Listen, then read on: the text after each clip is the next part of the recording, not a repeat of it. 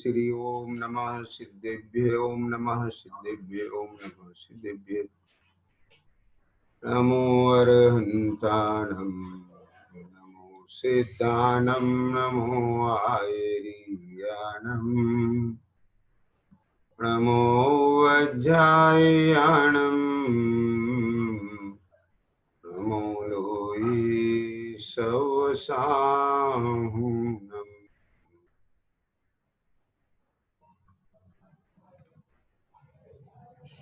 नमः समय साराये स्वानुभूत्या चकास्ते चित्त स्वभावाय भावाय सर्वभावान्तरचिदे वन्दितु सर्वसिद्धे ध्रुवशर्मणोऽङ्गनिपते वोच्छामि समय पारुर्मिणमो सुदुःखिन्दीवनिदम्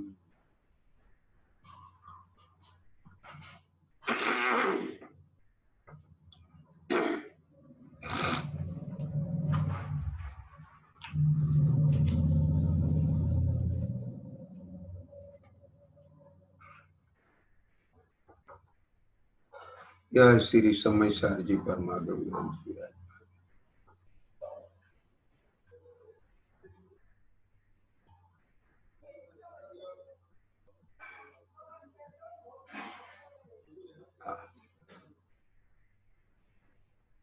समय अर्थात जीव नामक पदार्थ सार, उसमें जो उसका शुद्ध स्वभाव शुद्ध रूप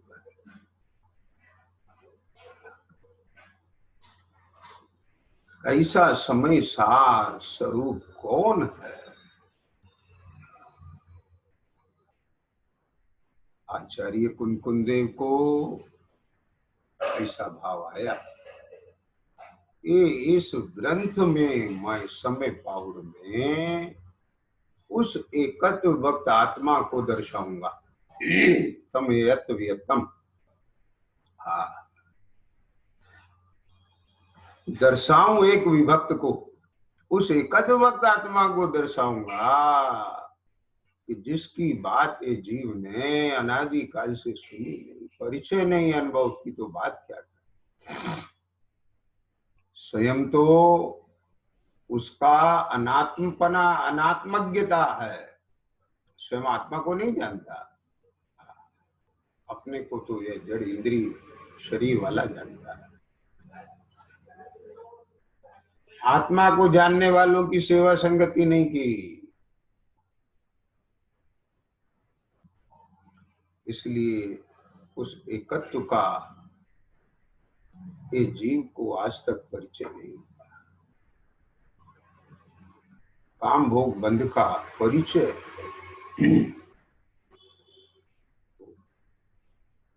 जीव के बाह्य में ये जो पाप पुण्य के भाव है, पाप पुण्य के भाव है, ये सब कर्मोपाधि है। एक वीतराग भाव वह मुक्ति का कारण है। पाप कर्म से पुण्य कर्म का पलटाव आना ये कोई बहुत बड़े आश्चर्य की बात नहीं है। बहु साधन बार अनंत की हो, अनेकों बार जीव ने पाप की न्यूनता और पुण्य की प्रचुरता में बहुत बहुत साधन किए। वेश बदला, भोजन बदला, भाषा बदली, परिणाम बदला, क्रिया बदली, सब बदला, पर अभिप्राय नहीं बदला, अभिप्राय नहीं पलटा, अभिप्राय नहीं बदला इसका। ये अनादि काल से ये जीव का एक तो स्वभाव नहीं बदला और एक अभिप्राय नहीं बदला। बाकी क्या बचा जो नहीं बदला हो? द्रव क्षेत्र काल भव भाव परावर्तन में सब बदला। अब सर्व प्रकार से अवसर आया है। ये आचार्य कुंद कुंद महाराज ने ये प्रतिज्ञा की, दर्शाऊं एक विभक्त को आत्मा तने निज विभव से। वो मैं उस एक विभक्त आत्मा को दर्शाऊंगा। कदम कदम पर एक ग्रंथ के अंदर परमार्थ स्वरूप दर्शाते हैं। देखने वाला चाहिए। क्या कहा वो,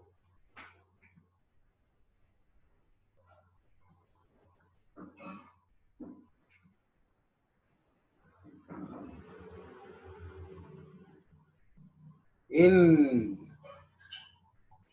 श्री गुरुओं की महिमा क्या कहें प्रभु। उनको इस जगत से कोई प्रयोजन नहीं, कोई स्वार्थ नहीं, कोई स्वार्थ नहीं। स्वार्थ त्याग की कठिन तपस्या बिना खेद जो करते।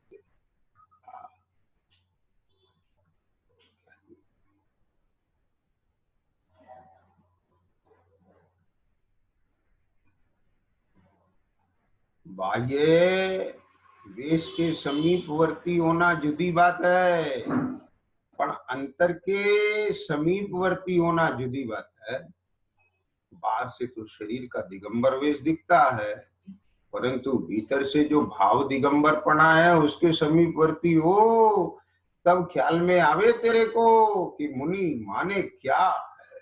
मुनि दशा माने क्या? वह मुनि दशा शरीर की दशा ही नहीं है, वह तो बाहर में भीतर की उस भाव दशा का बाह्य में एक लक्षण बाहर से लक्षित होता है। अंतरंग परिणाम और बाह्य क्रिया का निमित्त नैमित्तिक संबंध है ना, तो भीतर से वह बाह्य व्यंतर परिग्रह का त्याग हो गया, तब वहां पर नवीन कोई वस्त्र आदि के ग्रहण का उसका भाव रहा नहीं, वस्त्र उतर गए।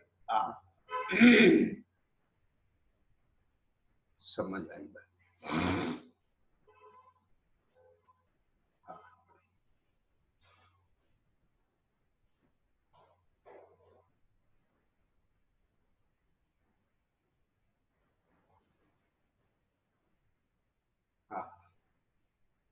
इस वक्त मेरे मन में एक भाव उमड़ रहा है, मेरा भाव है।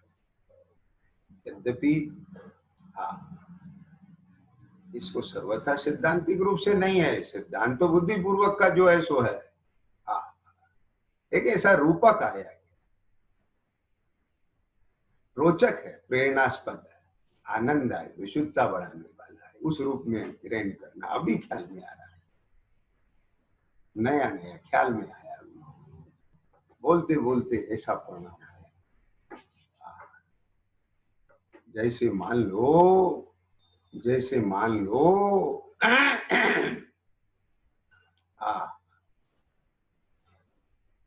आत्मा की ग्राहकता के लिए, आत्मा की साधना के लिए यह जीव आचार्य भगवान के पास पहुंचा। प्रभु मुझे आत्मा की साधना करना है। बोले अच्छा, क्या कर सकता है उसके लिए? क्या क्या कर सकता है? बोले जो है सब क्या कर सकता है। जैसे चंद्रशेखर आजाद, कौन थे, जो भी थे, गए सुभाष चंद्र बोस के यहाँ आजाद हिंद फौज में भर्ती होना, मेरे को शामिल करो, और जब तक आप हाँ नहीं करोगे, ये जलती हुई मोमबत्ती पर हाथ हथेली रख दी, मैं नहीं हटूंगा। हथेली जलती रही। उसकी दृढ़ता, उसका धैर्य, उसका संयम, उसका समर्पण, उसकी निष्ठा से प्रभावित होकर उसे शामिल किया ना। जो राजा है, महाराजा है, जिसके पास बाह्य का वैभव जितना है वह सब छोड़ेगा, छोड़ दिया। ये वस्त्र ले साहब उतार दिए, केस आर दिए, अंतर में 14 प्रकार का परिग्रह। ये सब बाह्य अभ्यंतर परिग्रह का त्याग करके बुद्धि पूर्वक वह सब संयम की मर्यादा में बांध करके बोले रेडी है, एग्री है, यस एग्री हूं। अभी तो भाव है ना, वो वैराग्य का भाव, समर्पण का भाव। मुझे तो आत्मा को साधना है, मुझे तो निरंतर प्रचुर स्व संवेदन का रस पीना है।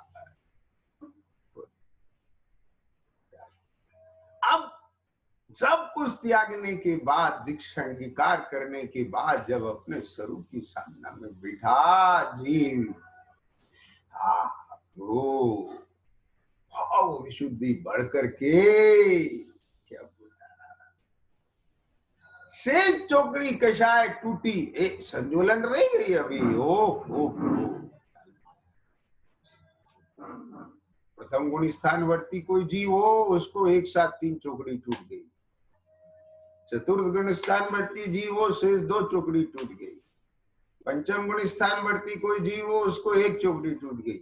ऐसे कर्ण लब्धि के प्रणाम पूर्वक भीतर में स्वरूप स्थिरता शुद्धो, उसका ऐसा अमृतमय रसीला स्वाद अंदर में वेदन में आया कि अरे प्रभु, अब मुझे वो विकल्प के कारण वो निमित्त भूत कोई भी बाह्य में वस्त्रादि अंगीकार करना ही नहीं है।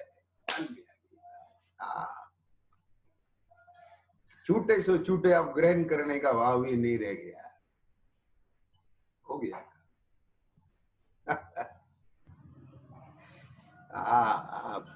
कैसी मुनि दशा है, अंतर की भाव दशा। उसके समीप जाके देखे तो पता चले इन्हें आत्मा का वैभव कैसा है, वो परमार्थ स्वरूप कैसा है। वो कहीं आसमान से नहीं अमृत टपकता है क्या? वो अमृत कहीं आसमान में से नहीं आता भाई।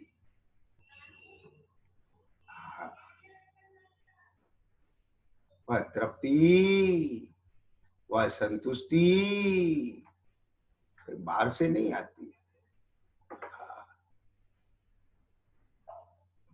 शरीर से नहीं आती है, शरीर आश्रित क्रिया में से नहीं आती है। वह तो आत्मा की परिणति है, आत्मा का परिणाम है, आत्मा का धर्म है, उसका परिणमता हुआ परिणाम है वो।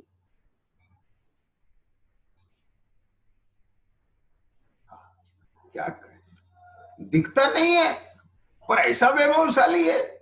यही तो महिमावंत तत्व है। हाँ,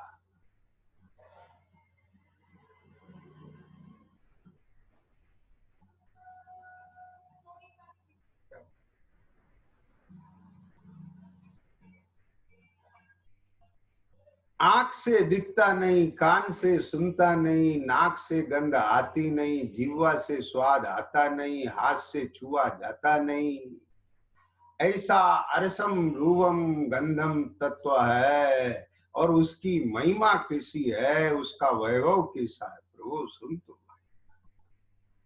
जिस वैभव के सन्मुख चक्रवर्ती बाह्य का 6 खंड का वैभव, 96,000 रानियां, 14 रत्न नो निधि, ये सारा वैभव को धूल समझता, धूल जाता।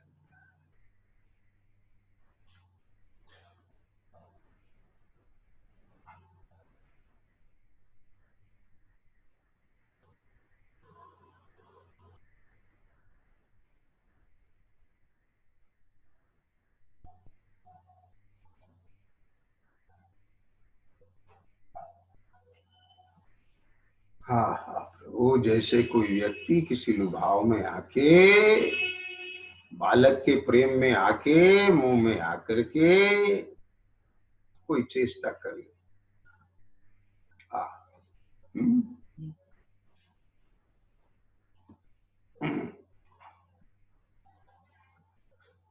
कर लेते हैं। बड़े बड़े कलेक्टर, बड़े बड़े न्यायाधीश, राजा, मंत्री, वह भी बालक के प्रेम में अभिभूत होकर के घोड़ा बन जाते, बालक जैसी चेष्टा कर।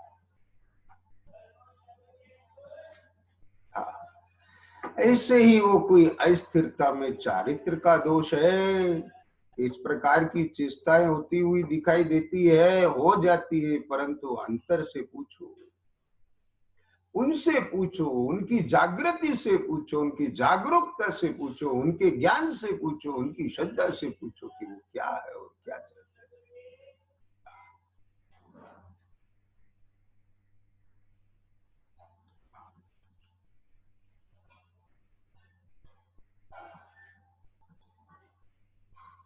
किसी भी प्रभाव में आकर के, किसी भी भय से ग्रसीभूत होकर के यदि कोई अनुबंध किया जाता है तो वो वैध नहीं होता है। जो स्वयं की जागृति में किया गया अनुबंध होता है वही वैद्य माना जाता है।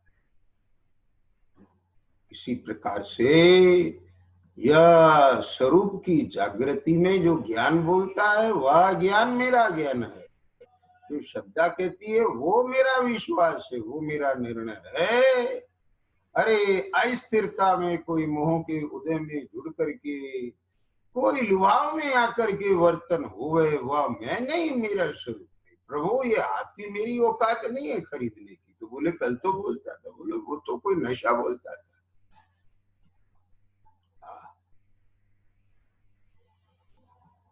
अद्भुत बात है। आत्मा का वैभव, उस वैभव के सामने तीन लोक का वैभव धूल है।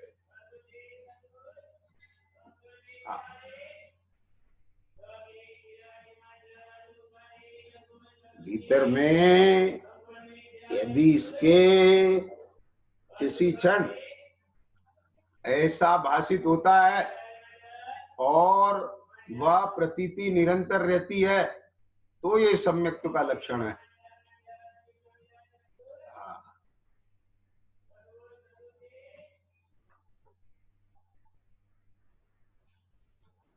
उसको वैसा भीतर में प्रतीति रूप श्रद्धा नहीं है, भासता नहीं है। क्या कहा? तो प्रभु कषाय की मंदता में होने वाला परिणाम और परिणमन भी यथार्थ और सम्यक नहीं कहलाएगा। यथार्थ हो सकता है जैसा है, पर सम्यक नहीं। आगमानुकूल वर्तन है पर सम्यक नहीं है। सम्यक सम्यक दर्शन पूर्वक होता है। इसलिए बाह्य का व्यवहार आगमानुकूल यथार्थ है तो वह व्यवहार भी पूज्य है। क्योंकि बाह्य व्यवहार यदि आगमानुकूल यथार्थ है तो उसे सम्यक मान लेना चाहिए, क्योंकि भीतर के सम्यक्त्व का छद्मस्त जीव के बुद्धि गोचर भाव में, ऐसा अष्टपाउड़ में आचार्य देव ने भी कहा है और लॉजिकली भी है। क्योंकि करणान योग के अनुसार गुणों की तारतम्यता तो घटती बढ़ती रहती है। ख्याल में है।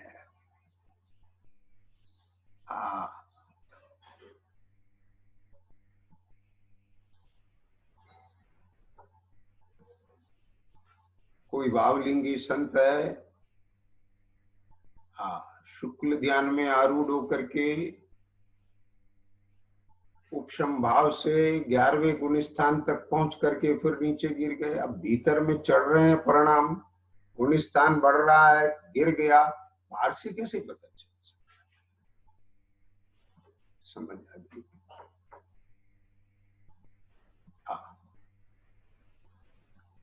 तत्व का निरूपण सही है, तत्व का श्रद्धांश सही है। बाह्य से तत्व निर्णय से, तत्व की विवेचना से अपन देख सकते हैं, सम्यक्त्व के लक्षण दिखाई दे सकते हैं। उधर कषाय की मंदता भी है। समझ आ गया? तो सम्यक्त्व तो दिख सकता है मोटे तौर पर, पर हो सकता है चौथे गुण स्थान वर्ती द्रवलिंगी हो सकता है पंचम गुण स्थान वर्ती द्रवलिंगी हो।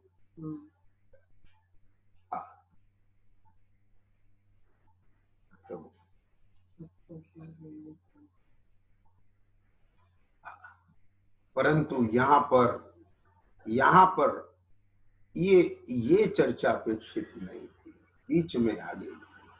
बात तो ये चलती थी, केवल बाह्य मुद्रा के समीपवर्ती नहीं, भीतर के भाव दशा के समीप जाके, स्वरूप के समीप जाके देख, उससे तेरे आत्मा का वैभव परिलक्षित होता है, उससे आत्मा का स्वरूप ज्ञान में ज्ञात होता है, आत्मा में कैसी अगाध शक्ति है ये देख, वो दशा देख, पर्याय परिणति देख, सौख्य रूप दशा देख, उसका अचंबा आना चाहिए, आश्चर्य आना चाहिए।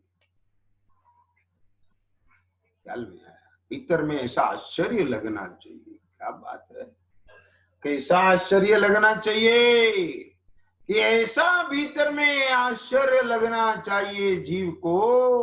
हो ऐसा आश्चर्य लगना चाहिए कि जहां एक तरफ आत्मा की ऐसी परिणति दिखाई देती है कि चमड़ी जाए पर दमड़ी ना जाए, और वहां एक आत्मा का या अथवा उसी आत्मा का ऐसा परिणमन कि 6 खंड के विभूति छोड़ करके चला जाता है। ये परिणाम कहां से आए, पावर कहां से आए, शक्ति कहां से?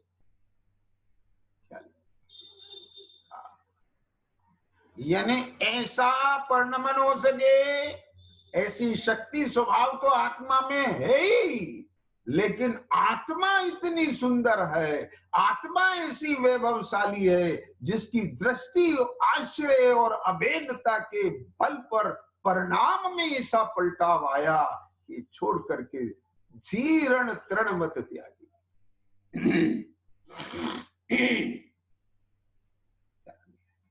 भैया अनेक अनेक प्रकार से आगम में और श्री गुरुओं ने आत्मा के वैभव की बात कही है, लेकिन सच बात यह है कि जब तक अंतर में निहारना नहीं होता है, निहरना नहीं होता है, क्या कहा, तब तक भाई वह क्या करे,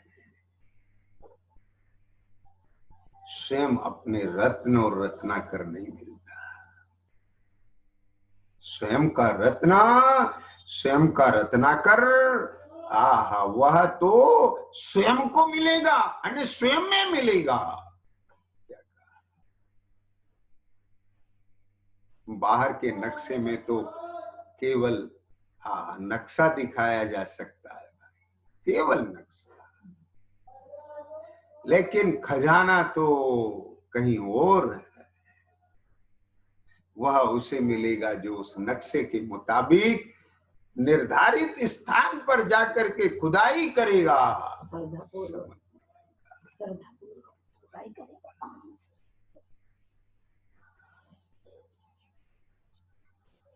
धन्य जिनेश्वर देव तुम नासिक निवार, धन्य मुनीश्वर देव तुम त्यागे राज और पाठ। वाह गजब बात, क्या कहा।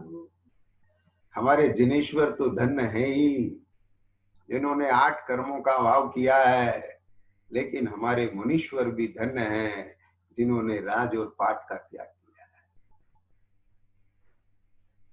त्याग देखा देखी नहीं किया है, हाँ, यह अन्य का है जानकर प्रत्याख्यान किया है। अब ग्रहण क्या करना, पराई वस्तु दी, अब उसका विकल्प भी नहीं, क्योंकि वो हमारी थी नहीं।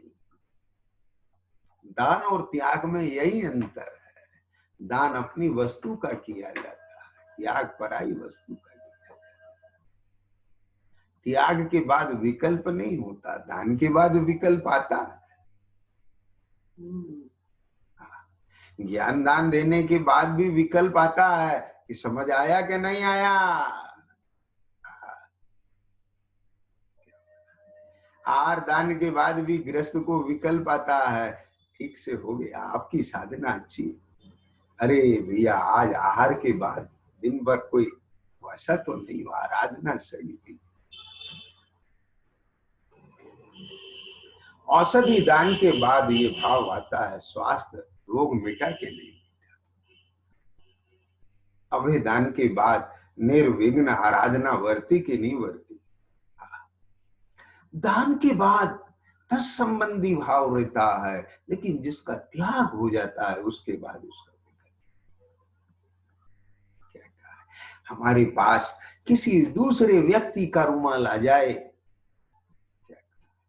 देखा अरे ये हमारा नहीं है, अरे ये हमारा है, देखो इसमें निशान है, उसका दे दिया। अब देने के बाद जिसकी चीज थी उसको मिल गई।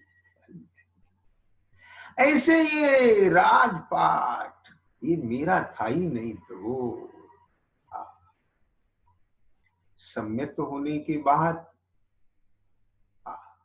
मेरा था ही नहीं, और जिसको पहले से सम्यक है वह राजपाट में रहते हुए भी अपना नहीं मानता। वो तो स्वयं को जैसे ट्रस्ट का मालिक नहीं मानता है, व्यवस्थापक मानता है, ऐसे यहाँ पर वह अपने को स्वामी नहीं मानता है। राग के कारण रह रहा हूं, बस अपनी कमजोरी के कारण रह रहा हूं, अपनी पुरुषार्थ की कमजोरी है ये।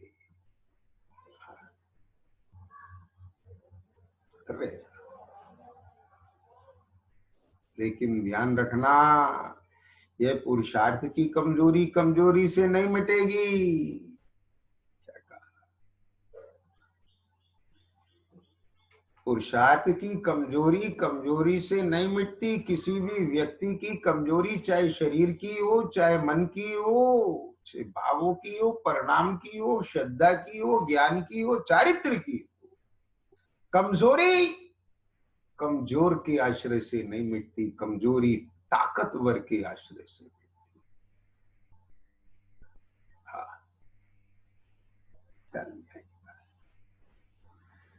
शरीर की कमजोरी उन पदार्थों के सेवन से जो ताकतवर, वो बात एक अलग है कि बशर्ते उस शरीर की क्षमता ऐसी हो, वह सब अलग विषय है। समझ पाएगा। इधर के ज्ञान की कमजोरी स्वरूप ताकतवर है, सत्य है, वो सत्य हमेशा ताकतवर होता है। क्या बोला? सत्य की ताकत और 3 लोक के झूठ की ताकत। क्या बोला? 3 लोक के व्यक्तियों, झूठे व्यक्तियों की ताकत, एक अकेले सत्य की ताकत का पलड़ा हमेशा भारी होता है। सत्य की ताकत, वस्तु स्वरूप बत्तु सहावो धम्मो, वो धर्म सत्य, सत्य उसकी ताकत। तो धर्म की ताकत, वस्तु स्वभाव की ताकत, निज भाव की ताकत।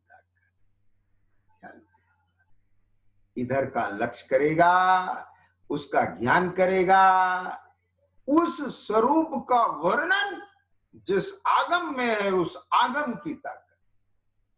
ऐसे देव गुरु धर्म की ताकत, सत समागम की ताकत, क्योंकि वहां सत की चर्चा चलती है। सत समागम, समझ आया?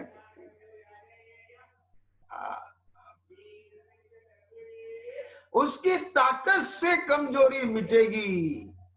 जहां झूठ की बात होती हो वहां ताकत नहीं आती, वहां तो कमजोरी और बढ़ती है।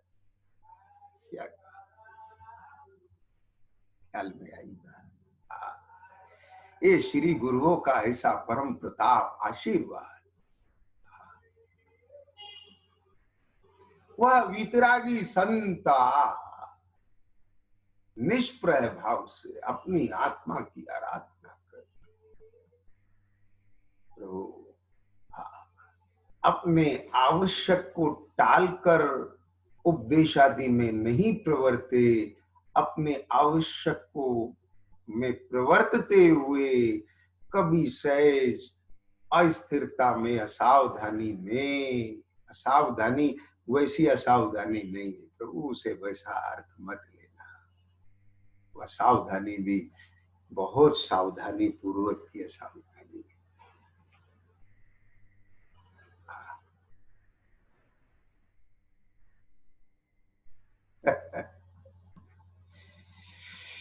हाँ, अपन बोल देते हैं एकदम असावधानी, ऐसा लगता है कोई असावधान हो जाते हैं। बहुत सावधान, बहुत सावधान। उनके पुरुषार्थ की बात क्या कहे, उनका पुरुषार्थ देखते ही भीतर से पुरुषार्थ उमड़ता है, जिनके पुरुषार्थ का विचार करते ही पुरुषार्थ बढ़ता है। भुजाएं फड़फड़ाने लगती हैं जैसे सूर्य की बात सुनते ही, वीर पुरुषों की बात सुनते ही।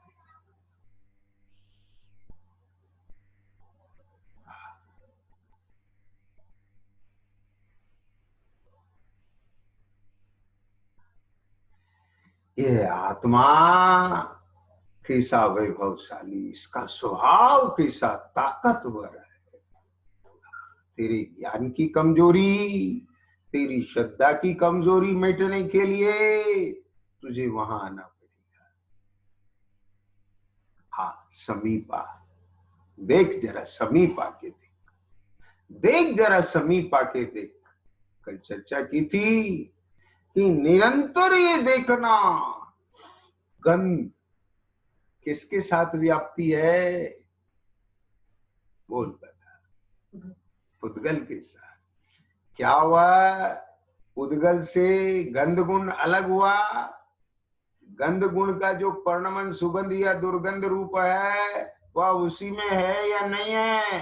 बोले वहां की गंध यहां तक कैसे आ गई, कि सुन भाई ऐसे नहीं आ गई, वो तो वही है, वही है।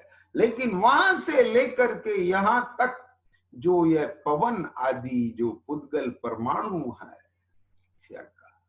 यस, उसकी गंध निकल के यहां नहीं आई, यहां नहीं आई। यहां से स्पर्शित हो तब गंध का ज्ञान होता।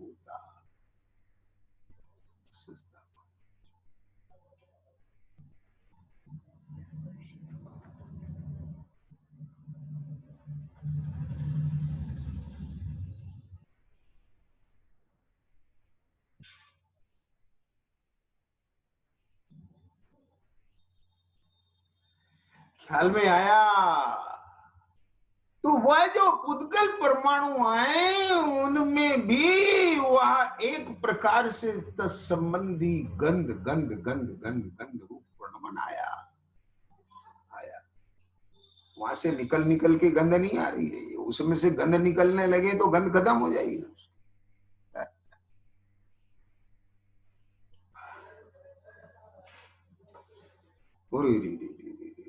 ओ वह गंध, गंध का परिणमन गंध गुण के साथ तादात्म्य है और वह गुण द्रव्य के साथ तादात्म्य। मेरे में तो केवल ज्ञान गुण में जो ज्ञप्ति क्रिया चल रही है उसका कार्य ही जानना है, दर्शन का कार्य ही अवलोकन है।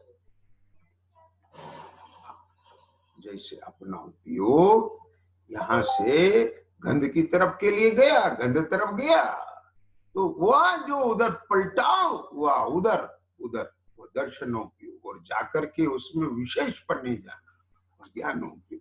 ऐसा दर्शन ज्ञान का परिणमन चेतना में निरंतर वर्त रहा है, वर्त रहा था, वर्त रहा है और वर्तता रहेगा। ये वाला नहीं।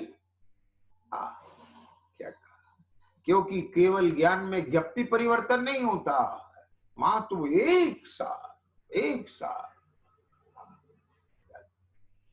छद्मस दशा में होता है। इधर से उपयोग हटके उधर जाता, उधर से उधर जाता, उधर से उधर जाता। देखो होता है कि नहीं होता है ना। ये कार्य किसका, ये होता हुआ प्रदेश किसको होता है, उसको नहीं होता है, रस को नहीं होता है, रूप को नहीं होता है, मुझे में ज्ञाता तत्व। बार बार टच करो उस भाव, देखो। बोले तो हमने देख लिया, अरे देख लिया तो अब क्या करना है फिर, क्या तुझे सुहाया नहीं वो जो सुहाता है, जी चाहता है बस देखता रहो।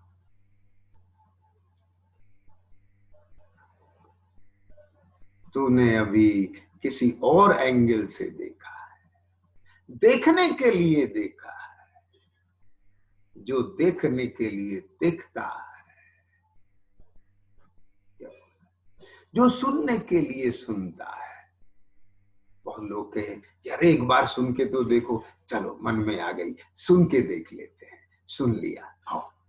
फिर पूछा भैया सुना था? हाँ सुना था। आज सुना था? नहीं आज नहीं सुना था, जो आपने कहा था तब सुना था। कैसा लगा? अच्छा लगा। अरे प्रभु, क्योंकि उसने सुना ही सुनने के लिए था, अच्छा लग गया, काम खत्म हो गया। वो ऐसा सुनना नहीं होता है। अरे सुनते हुए जिसे अपना आनंद वर्तता है, जी चाहता है बार बार सुन, क्योंकि वो सुन नहीं रहा है, सुनने के अवलंबन से स्वयं को देख रहा है, स्वयं को अनुभव कर रहा है। जो जो स्वयं का सुख लेता है वह सुनने पर भी नहीं सुनता है, देखने पर भी नहीं देखता है। This is the point.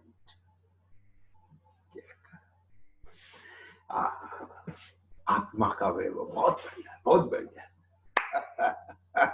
और फिर वही सब बढ़िया दिखते हैं, यही सब बढ़िया दिखते हैं। ये सब कारण क्या है उसका?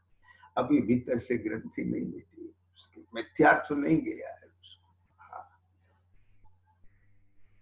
क्या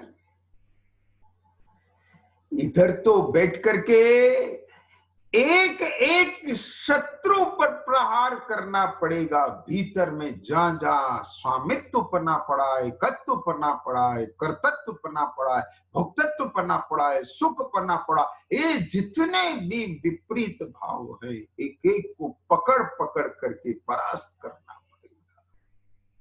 जब तक भीतर से तेरे ये मिथ्यात्व का अंश भी नहीं जाएगा, तब तक तुझे उस चैतन्य की निजपणे अनुभूति होकर के वह परमानंद सौख्यपना, वह गंध नहीं आएगी।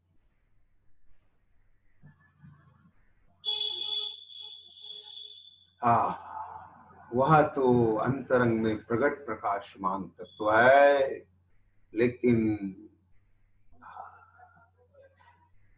निर्मल भेद ज्ञान के प्रकाश में ही वह दिखाई देता है। और वह निर्मल वेद ज्ञान का प्रकाश पौद्गलिक नहीं है, वह ज्ञान का प्रकाश जहां मोह राग द्वेष आदि भावों का पूर्ण उपशम हो जाए।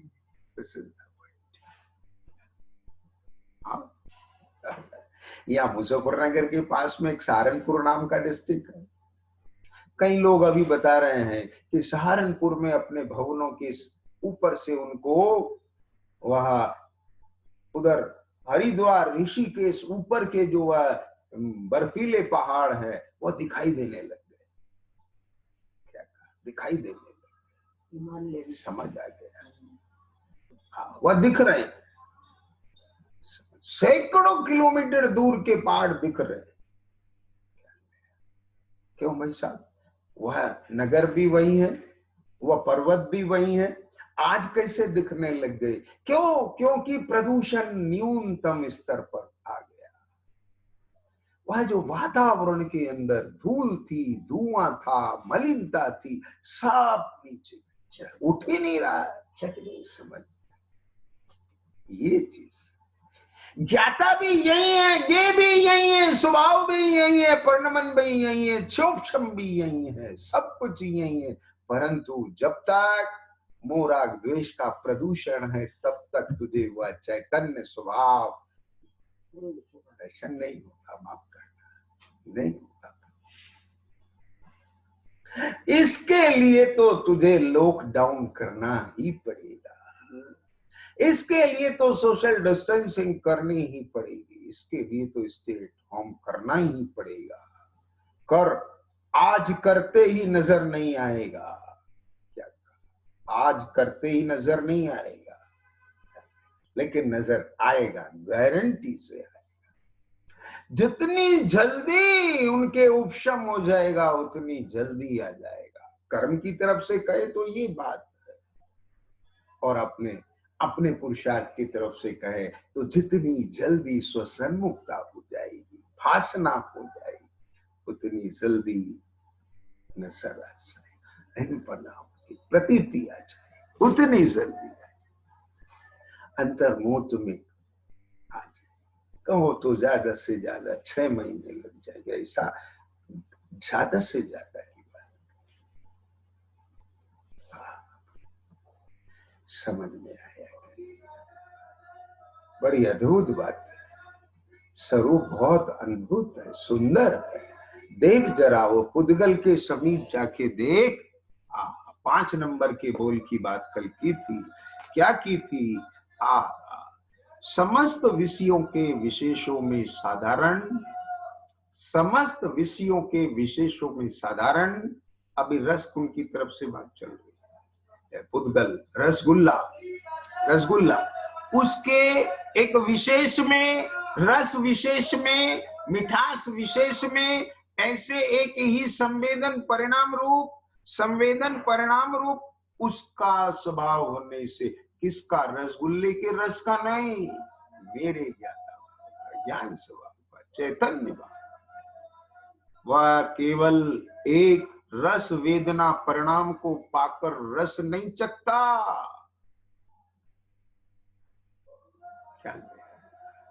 वह तो अपने ज्ञान दर्शन रूप विलस रहा है। उसके सन्मुख रस आया तो रस का ज्ञान ख्याल में आया। अरे अब 6वां पॉइंट, सकल गे ज्ञायक के तदात्म का निषेध होने से, यानी ये जो ज्ञायक है वह गे के साथ तादात्म्य नहीं, ज्ञायक है, गे ज्ञान गे में नहीं जाता, गे ज्ञान में नहीं आता।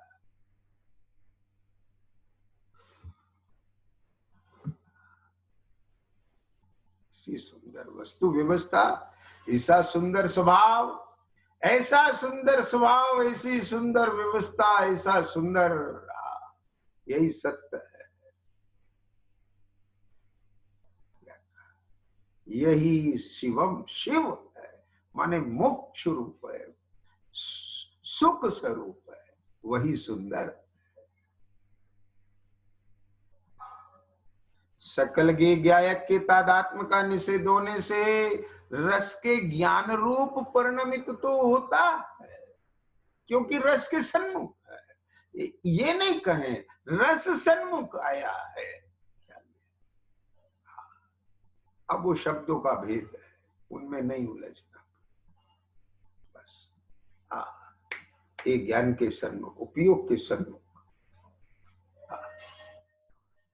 ज्ञान रूप परिणमित होने पर भी इसके माने रस के ज्ञान रूप परिणमित होने पर भी स्वयं ज्ञान रूप हो रहता है, रस रूप नहीं हुआ। ज्ञान रूप परिणमित हुआ है, रस रूप परिणमित नहीं हुआ है। रस रूप परिणमित तो रसगुल्ला हो रहा है, रस रूप परिणमित तो रसगुल्ला हो रहा है, और मैं तो दर्शन ज्ञान रूप परिणमित हो रहा हूं। अरे मैं तो दर्शन ज्ञान स्वभावी चेतना गुण वाला हूं, ये मेरा परमार्थ स्वरूप है। रस मेरा स्वरूप नहीं। रस कहां से आ गया मेरे में? तो जब मेरे में रस नहीं आया, रस में नहीं, रस का धारी में नहीं, स्वयं रसगुण में नहीं, स्वयं रसगुण का धारी में नहीं, स्वामी में नहीं, उसे चखता में नहीं, ख्याल में आ गया। मैं तो दर्शन ज्ञान स्वरूप रहता हूं, और मेरे में तो केवल दर्शन ज्ञान का परिणमन चल रहा है, ये देख। और कैसा गजब का परिणमन चल रहा है, ये देख कि उसका ज्ञान होता है पर स्वयं उस रूप नहीं होता। तुझे ये चमत्कार नजर नहीं आता? ये आश्चर्य नहीं लगता? ऐसे तुझे अपनी महिमा नहीं आती? ऐसे अपने स्वभाव की महिमा लेकर के उसका विकल्प तोड़, अपने में। और सुन, तुझे वह स्वभाव लाना नहीं है, त्रिकाल है, गजब। तुझे अपने आप को सुरक्षित करने के लिए कुछ करना नहीं है, तू स्वयं से रक्षित है। ओह गजब, सर्व विकल्प मिट जाते हैं। निर्विकल्प स्वरूप हम, समस्त आकुलता व्याकुलता शांत, दुख का अंत आ गया। यह परमार्थ स्वरूप मोक्ष का प्रदायक है, मुक्ति का दाता है, मुक्त स्वरूप है। ये है, ये चीज निकलेगी तब लगेगा सुख स्वभावी आत्मा, मोक्ष, मोक्ष स्वरूप। बस अब ऐसे बोलने से मुझे तो मुक्ति की भी चाह नहीं है, मैं तो मोक्ष स्वरूप हूं, क्या होता है इससे? तुझे मोक्ष स्वरूप अभी दिखाई दिया नहीं, मुक्ति तुझे अभी दिखती नहीं। मुक्ति किसका नाम है? बस ऐसा कहने में इसको पक्ष आ गया, पक्ष आ गया, राग हो गया इसका, और फिर जिसे जिसका पक्ष होता है उसे वो बात सुहाती है। यह तो सर्वविदित बात है। क्यों? यह भी एक मोह की दशा है, यह भी एक मोह की दशा। इसका जहां मोह हो जाता है, चित्त लग जाता है, व्यामोह हो जाता है, पक्ष हो जाता है, सुहाता है, वह सुखद लगता है।